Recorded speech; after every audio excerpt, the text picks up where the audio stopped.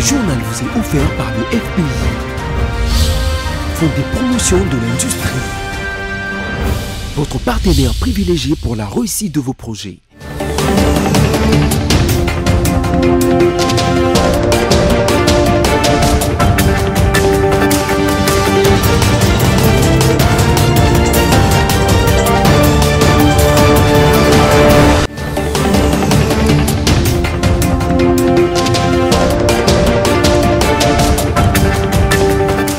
Merci de votre fidélité à PSC TV, mesdames, messieurs, voici le titre de cette édition rétrospective.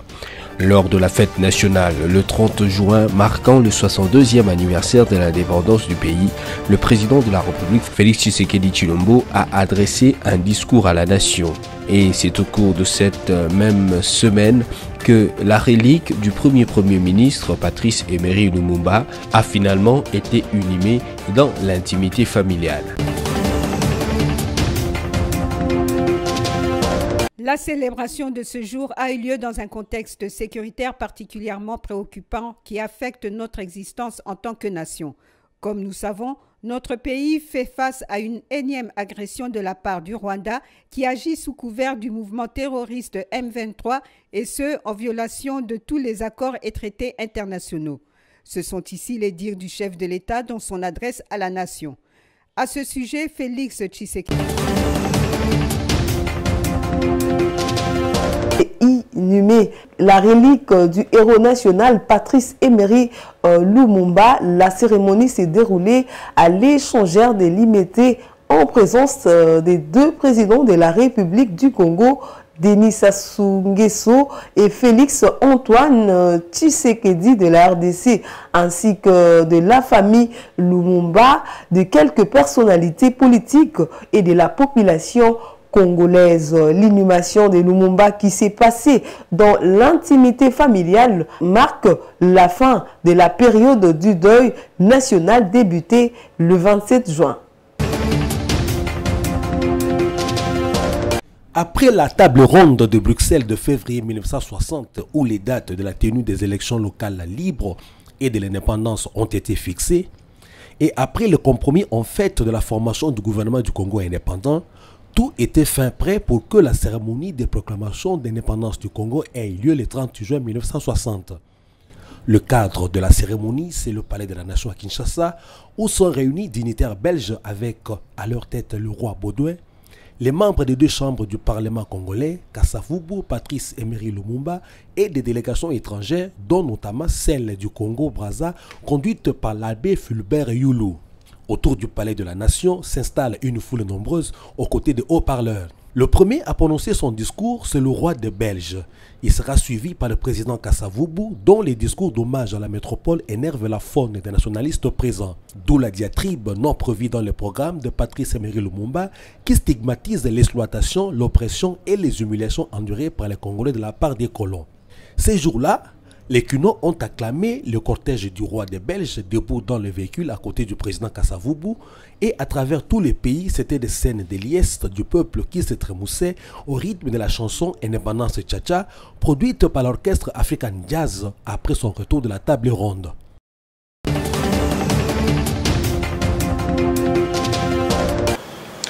Oui, écoutez, chaque pays est différent.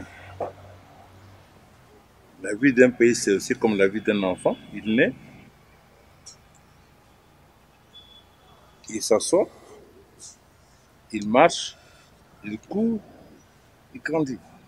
Donc, 62 ans dans la vie d'un pays, c'est pas grand-chose. Nous faisons des expériences, nous tombons, nous nous redressons. Ce que nous devons faire, c'est tirer les leçons de ce que, quand nous tombons, où est-ce que nous sommes tombés et pourquoi nous sommes tombés. C'est la question fondamentale. Pourquoi est-ce que nous n'avons pas progressé davantage alors que notre pays dispose de tout ce qu'il faut? Je pense qu'il y a la réponse fondamentale, c'est le problème de souveraineté et d'autodétermination. Il y a là un grand combat à mener qui pourra faire que nous avancions plus vite. Décréter 4 jours, c'est une chose. Mobiliser l'opinion nationale est une autre chose. Lumumba est un symbole, n'est-ce pas, de l'unité nationale. Lumumba est comme le fleuve Congo. Lumumba est comme le drapeau, Lumumba est comme l'hymne national. Et je pense que dans notre combat pour renforcer la cohésion nationale, on doit lui accorder une grande place. 4 jours est une chose, à mon point de vue. Tout le mois de juin aurait dû être consacré à étudier, à enregistrer, et créer, organiser projeter des films, organiser des conférences, débats sur le combat de Lumumba. Émotion des retrouvailles, et puis je dis que Dieu est grand.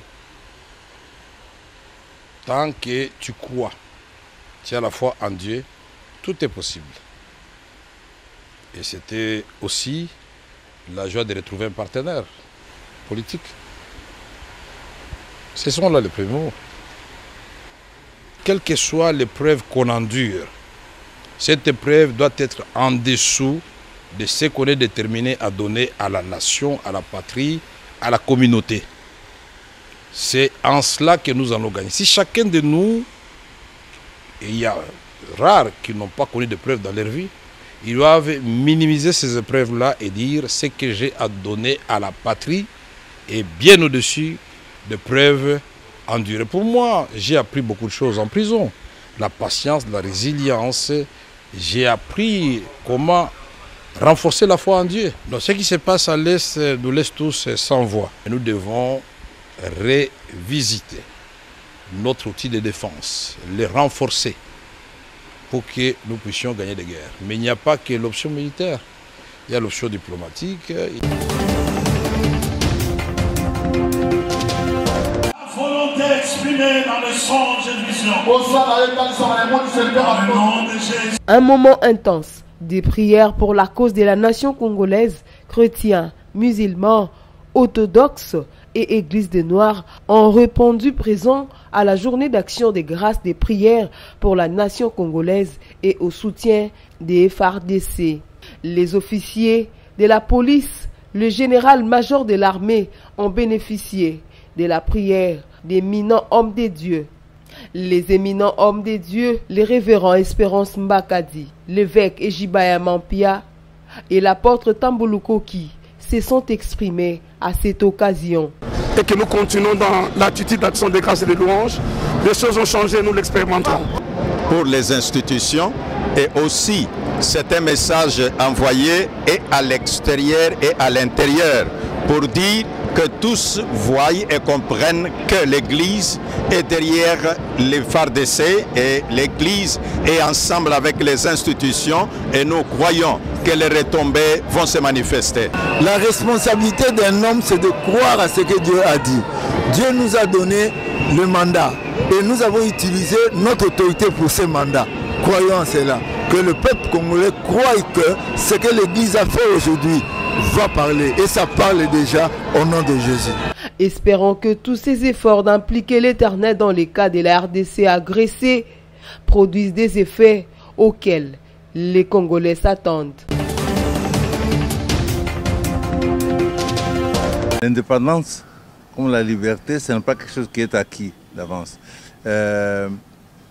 Oui, sur le papier, les documents ont été signés. Mais quand j'observe très bien, en fait, nous ne sommes toujours pas indépendants jusqu'à aujourd'hui.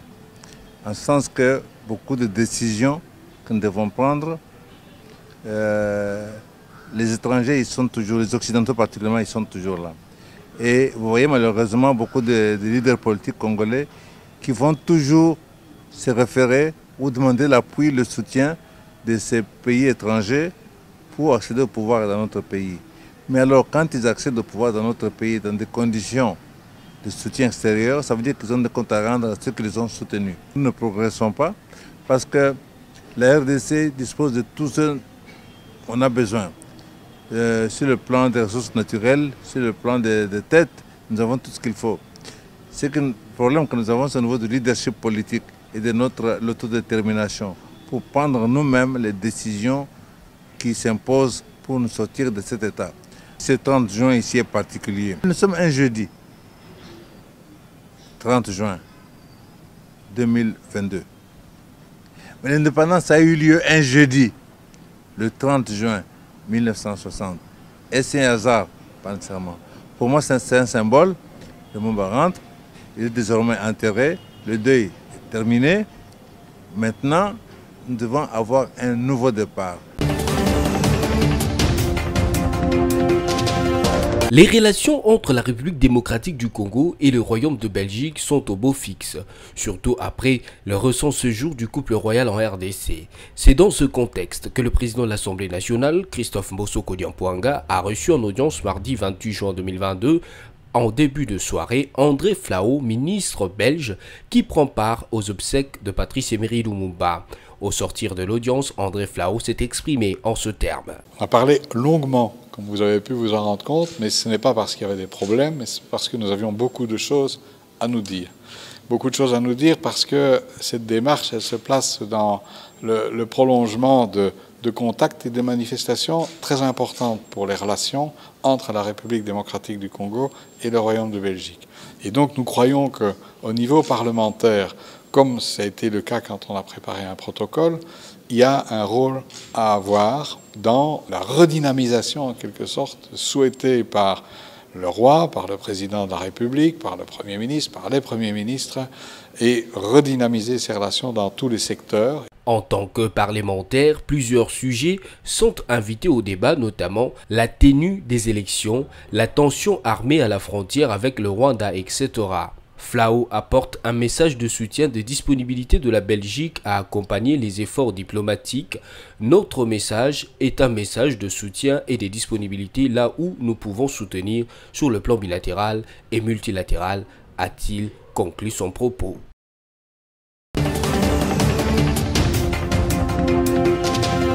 Militants et cadres du parti Puna se sont réunis pour la circonstance fixé rendez-vous au domicile du défunt Jean-Didier Bolikango.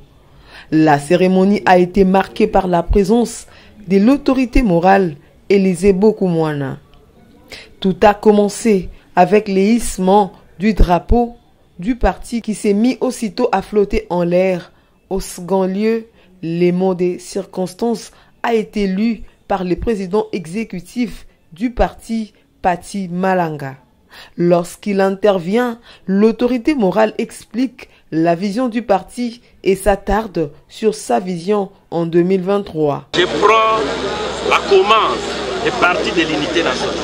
Et pour ce faire, nous voudrions à ce que demain, le Puna puisse rayonner en allant aux élections de 2023 et en obtenant beaucoup d'élus afin de pouvoir faire asseoir le pouvoir des partis de l'unité nationale. Après ces mots, le secrétaire général du parti, Raphaël Bolikango, a remercié son autorité morale et l'assistance qui a répondu positivement à cette invitation. Pour Aya Awa Nambinza. Atako Pokoso Yanzela, Pokoso Yamabulu. Mais, vous voyez, Kukumisa, Molimo, la papa Jean-Didier Bolikango.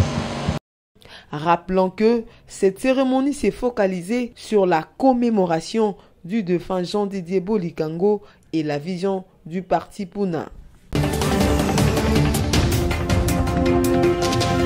C'est depuis mardi 28 juin que Jules Alinguetti, inspecteur général de finances, séjourne à Bruxelles au siège de la Commission européenne pour assister à une conférence organisée par l'Office européen de lutte antifraude, aux côtés de ses pairs de 29 pays africains pour redynamiser la coopération administrative. L'inspection générale des finances a signé depuis le 16 décembre 2017 un arrangement de coopération administrative avec l'Office européen de la lutte contre la fraude, en abrégé OLAF, pour échanger les informations en rapport avec ces fléaux, également envisager la possibilité d'organisation des missions conjointes de lutte contre la corruption.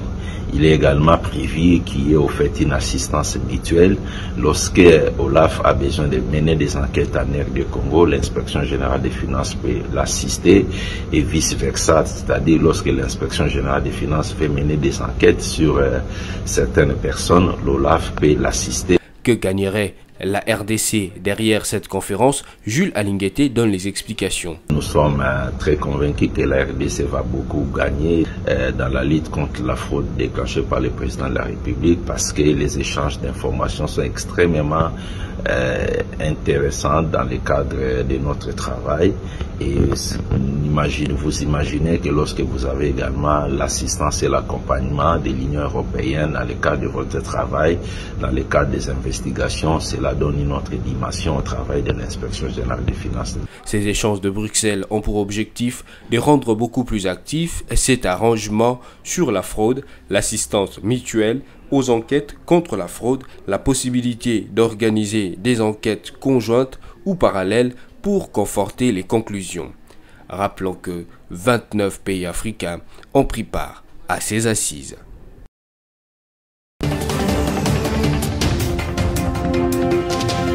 C'est par une coupure symbolique du ruban que les représentants du ministre de la Culture, Arts et Patrimoine a officiellement inauguré l'infirmerie du Musée national de Kinshasa. Cette cérémonie a réuni les personnels du Musée national, les corps médicaux et quelques personnalités. Pour les professeurs Placide Mumbembele et directeur général du Musée national de Kinshasa, cette infirmerie est créée pour la prise en charge des agents du musée ainsi que du grand public en cas d'un malaise.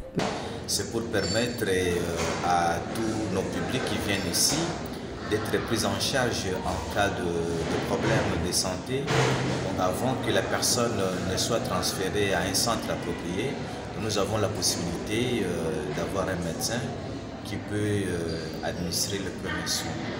Et aussi, comme la grande partie de nos visiteurs, ce sont des élèves qui viennent très nombreux ici, nous pensons qu'il est mieux qu'ils soient pris en charge par nous en cas de problème et aussi permettre à notre personnel d'être pris en charge en cas d'un malaise ou d'un problème de surménage et autres. Donc nous voulons avoir un personnel fort, dynamique, mais en bonne santé et afin d'avoir de bons résultats.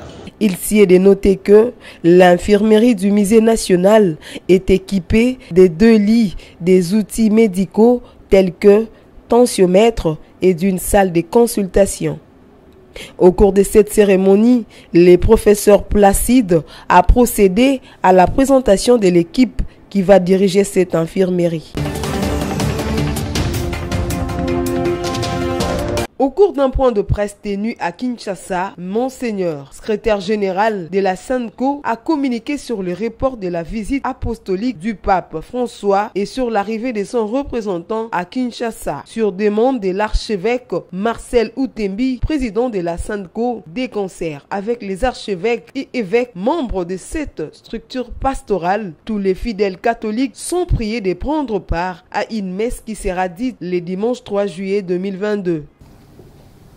De son côté, le pape François, après avoir rassuré qu'il ne s'agit pas d'une annulation et demandé publiquement pardon pour le désagrément que ce report aura causé au peuple congolais, a annoncé que le même dimanche 3 juillet 2022, il célébrera une messe à la basilique Saint-Pierre avec la communauté congolaise de Rome.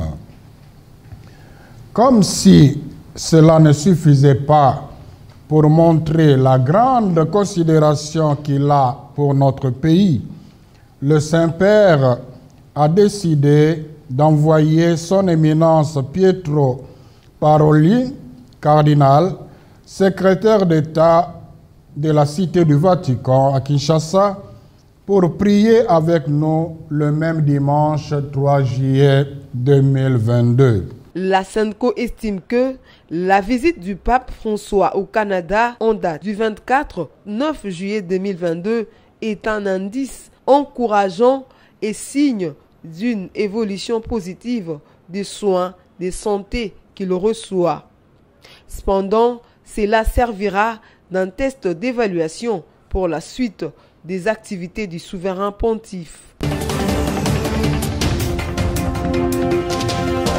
Ce service public de commerce électronique offre des avantages aux vendeurs congolais, notamment la sécurité et la fiabilité, ainsi que la facilité de la livraison par moto des commandes des clients.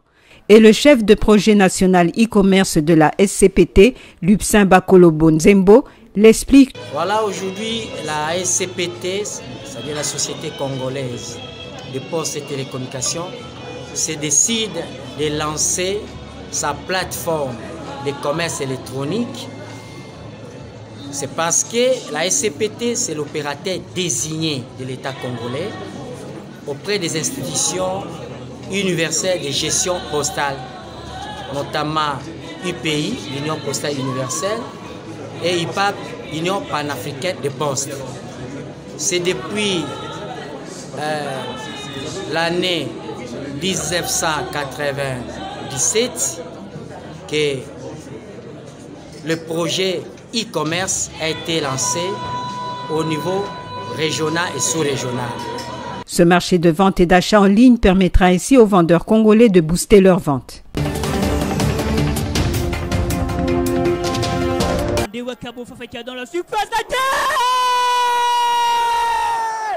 Chez les messieurs, la finale a opposé le Daring Club Motema Pembe à l'Athletic Club Orange. L'unique but des Imaniens est l'œuvre des Baïndoula, but marqué traditionnellement dans les temps additionnels. Notez que l'AS Rangers a joué en infériorité numérique pendant une bonne partie de la deuxième période après l'expulsion de Mwimba Issala à la 57e minute. DSMP a réussi ainsi son pari de retourner en Afrique après avoir abandonné le championnat d'élite de la Lina Foot au profit de la Coupe du Congo. Chez les dames, c'est le TP Mazembe qui a décroché son premier titre national en battant le CSF Bikira sur la note de 3-1. Le TP Mazembe a été supérieur dans le jeu au CSF Bikira qui a eu du mal à développer son jeu sur le terrain. Le Corbeau ont marqué dès déjà la 18e minute de jeu par le truchement de Naomi Kabakabasiala et puis par Merveille Kanjinga Mangouli à la 31e minute et par Esther Dikisha dans la seconde partie, signalant que l'unique réalisation des Quinoises est le fait de Senga Dola à la 86e minute.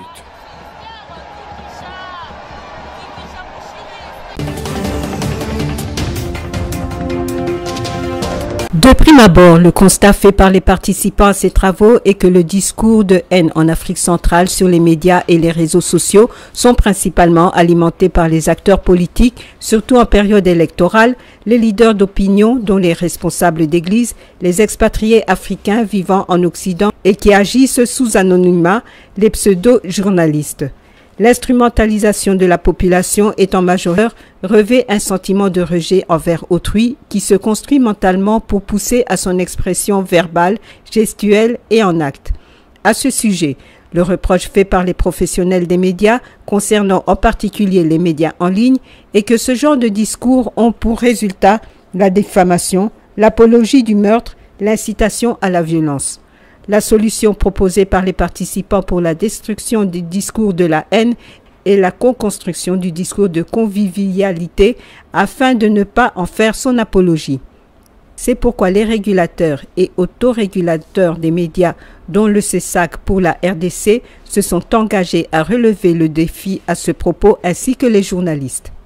Faisons part de notre entière satisfaction pour la qualité des échanges et des discussions, ainsi que pour la pertinence des interventions sur les sujets d'intérêt commun en rapport avec nos défis quotidiens.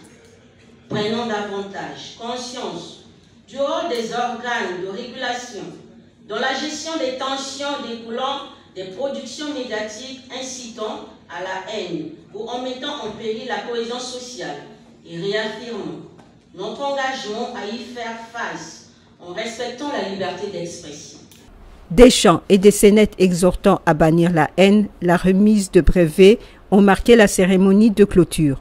Cette dernière a été effectuée par la ministre près le président de la République.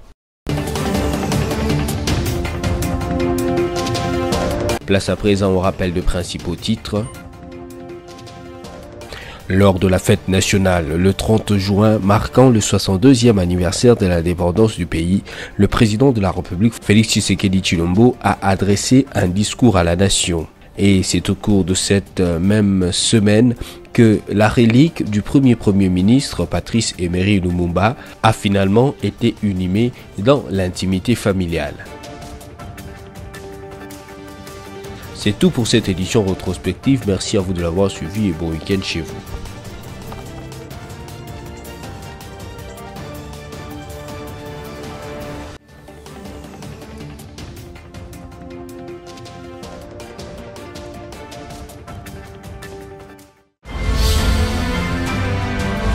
Ce journal vous a été offert par le FPI, Fonds des promotions de l'industrie, votre partenaire privilégié pour la réussite de vos projets.